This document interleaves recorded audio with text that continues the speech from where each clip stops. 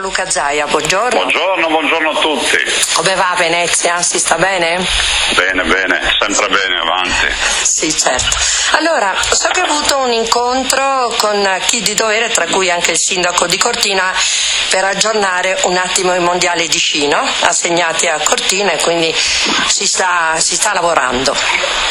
Sì, si sta lavorando e abbiamo avuto un incontro proficuo, perché all'incontro hanno partecipato un po' tutti i riferimenti nazionali, e proprio per questo si va avanti. Devo dire che la volontà è quella di fare un grande evento. Io penso che anche oltretutto si debba pensare che i mondiali di sci di Cortina significhi l'ultimo grande treno importante che passa per grande opportunità poi per la valorizzazione delle Dolomiti tutte, per cui complessi sciistici dovranno essere tutti valorizzati. Ecco, io so che lei ha chiesto proprio di seguire da vicino, no? Personalmente questa cosa. Sì, la seguo di prima persona come la seguivo prima. Del resto voglio ricordare che nonostante le vicende del Mose ero proprio a Barcellona quando si fece l'ultima candidatura, l'ultima votazione, purtroppo si perse per un voto. Ricordo, insomma è andata meglio, dai, questa volta. Parliamo invece di sprechi. Allora, da Roma 500 milioni per il buco di bilancio della Sicilia e 2 milioni per il tornado nel Veneto. Non è che la Sicilia ha avuto una catastrofe, l'unica catastrofe che ha avuto la Sicilia, a leggere ormai i libri di storia, sembra sia una classe dirigente nei decenni che ha creato delle voragini, classe dirigente ovviamente che ha puntato sull'assistenzialismo, che non ha guardato i costi standard, che non ha guardato gli sprechi, e ancora oggi ci ritroviamo con dei dati che sono raccapriccianti. Abbiamo 4 regioni al sud che hanno un buco da 5 miliardi della sanità. La regione del Veneto chiude il suo bilancio in attivo, nonostante un pasto in ospedale in Veneto costi 6,5 € contro i 60-80 euro di qualche regione in giro per l'Italia. Ma come mai così pochi 2 milioni per il tornado in Veneto? Io penso che ci sia poca sensibilità. Qualcuno dice ma il Veneto è punito in questo momento perché i cittadini non hanno votato gli esponenti di governo. Io penso che non sia così meschina questa azione. Però il dato di fatto che a pensare male ogni tanto ci si indovina. Il dato di fatto è che noi abbiamo un danno da 100 milioni di euro, 6 milioni li ha messi la regione, una cifra grandissima per le casse della regione. Tanto per dare una dimensione, se domani mattina mi arriva un altro tornado io non so più una lira, e poi ovviamente 2 milioni il governo, gli altri 92 milioni li dovrebbe mettere il governo, ma tutt'oggi non c'è il minimo segnale. Senta, ma è vero che si dice aiuti per il tornado, una tassa sulla benzina?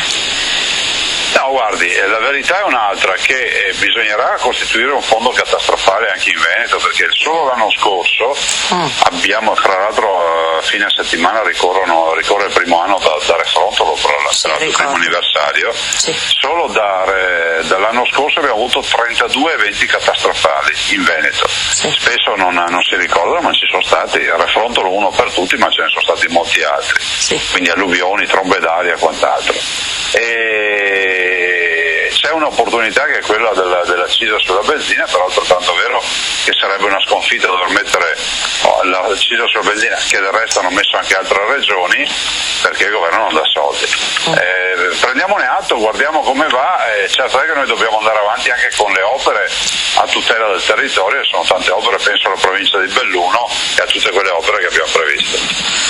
Senta, ma leggevo CGIL e Movimento 5 Stelle puntualizzano, no? Condividiamo l'opposizione alle scelte scellerate di Renzi, ma la regione leghista comincia a pagare meglio specializzandi e infermieri, parlando dei tagli. Non ho capito, la regione comincia a pagare meglio cosa, scusi? Specializzandi e infermieri, tagli alla sanità. Io sono convinto che dovremmo pagare a peso d'oro. Poi ci sono dei contratti collettivi ai quali noi dobbiamo sottostare. Spesso il cittadino ha l'idea che arriva in regione, licenzia tutti, assume tutti. La verità è che io ho uno staff, o meglio un contingente di personale, parlo del personale della regione, che è lì, nessuno lo può toccare, c'è tantissima brava gente, ma se avessi anche una mela marcia è difficoltà anche a spostarlo. Ricordo che faccio sempre l'esempio, ne parlavo anche con Renzi, che il dipendente che è stato pizzicato dedicato a farsi dare 10.000 euro da un privato, è lì bello e buono che lavora come prima, perché tu non lo puoi licenziare, questa è la verità. Senta, rimaniamo in ambito. Io so che ha ricevuto una lettera dalla mamma di Sofia, una bambina portatrice di handicap. Io la conosco personalmente e le posso assicurare che è una mamma straordinaria, fa davvero tutto per questa creatura. E lei ha risposto: il diritto all'assistenza è per tutti, non solo per i ricchi. L'ha un po' colpita questa storia che l'ha raccontato la mamma? Mi ha colpito questa storia, però non sentite tante come queste. Sì. Capisco fino in fondo la difficoltà di questa mamma e cercheremo di aiutarla, però vorrei anche ricordare che in Veneto ci sono tante persone nelle stesse condizioni, per cui noi facciamo l'impossibile, siamo in un momento nel quale le difficoltà non sono poche, prima vengono questi problemi, sono d'accordo con chi lo dice, però vorrei ricordare allora che quando faccio le battaglie, spesso in solitaria, più tardi di 10 giorni fa hanno tagliato 2 miliardi e mezzo dalla sanità da Roma, adesso parlano di tagliare 10 miliardi della sanità, la ricaduta poi arriva alla fine sui pazienti. Allora dico, la rivoluzione è possibile, che la dobbiamo fare sempre in pochi.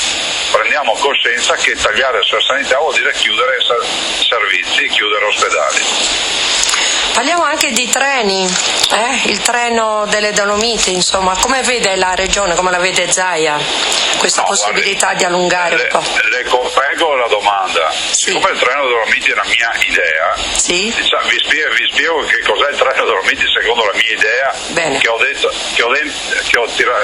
resa pubblica in tempi non sospetti, perché vedo che adesso tra un po' finisce che la regione deve prendere lezione da qualcuno. Io l'ho detto ancora un anno, 2 fa, ho detto stralciamo dalla gara di Trenitalia il tratto Conegliano-Calalzo, facciamo una gara a 6 in maniera tale che si possa fare una cosa molto più aggressiva, si dia vita a questo treno molto più moderno, molto più valpusteria per capirsi, dove ci salgono le biciclette, si mette in piede l'intermodalità con la gomma in maniera tale che in maniera quasi metropolitana da metà in superficie questo treno diventi un emblema per le Dolomiti. Certo è che soprattutto per i mondiali di sci è un'occasione in più per investire anche su questo fronte. Quindi insomma un'idea che lei porta avanti da tanto tempo? Sì, guardi, era nel mio programma di governo, ne ho parlato in occasione della gara di Trenitalia e ben venga questa iniziativa. Del resto la dobbiamo fare noi, cioè non è che ce la fanno gli altri, la fa la regione. Certamente sì. Comunque è fattibile secondo lei? C'è speranza? Sì, è fattibile gestendo quello che abbiamo, nel senso che abbiamo un tratto di ferrovia importante, corre su dei territori che sono estremamente delicati e sensibili, però è altrettanto vero che ammodernando i treni, ovviamente restando al tema del gasolio, perché io penso che l'elettrificazione sia difficilissima, comunque valutiamo anche tutto quello che si può fare, ma insomma se qualcuno volesse avere un'idea di che cos'è questa idea, basta che vada in Valpusteria e veda il trenino e capisce subito. Certo che sì. Sa che Belluno è tra le 10 cittadine più amate d'Italia?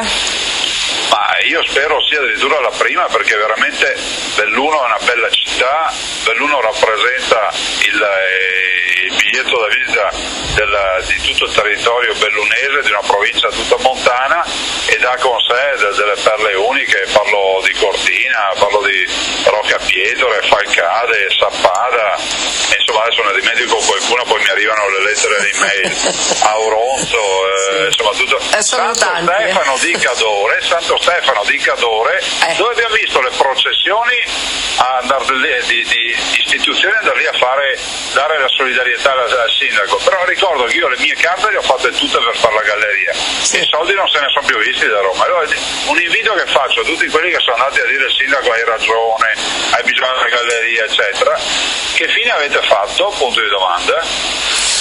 Allora, con un po' di polemica giusta, mi sembra una domanda lecita, alla quale magari qualcuno risponderà. La saluto, grazie. Grazie Presidente, lavori bene oggi, mi raccomando. Grazie a voi, buongiorno, buon lavoro a tutti. Grazie a Luca Zaia, e davvero Belluno è tra le 10 cittadine più amate d'Italia, la nostra adorabile Belluno è stata votata come una delle 10 cittadine più amate d'Italia, c'era un sistema